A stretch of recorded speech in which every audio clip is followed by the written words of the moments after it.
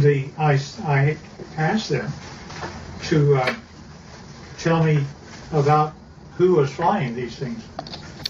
He therefore said, fine, they're approximately 5 feet, 4.5 to 5 feet tall.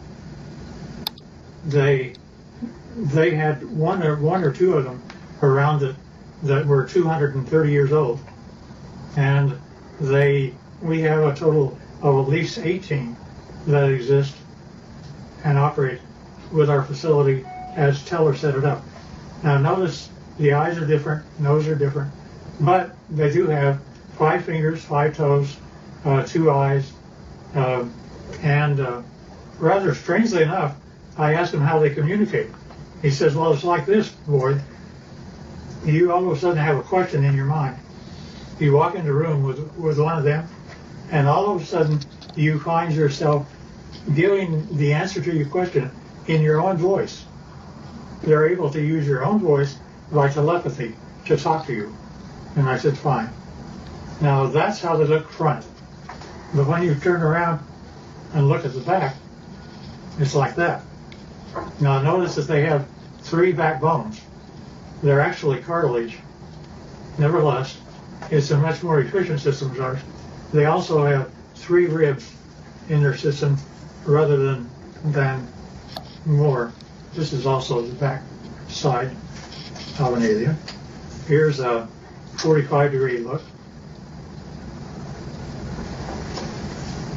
And here's the back of the head. Notice the veins and no hair.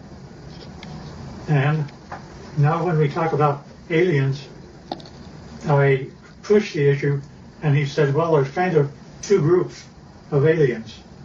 Well, they divide them into 2 groups. One group he calls, it's like you have a ranch.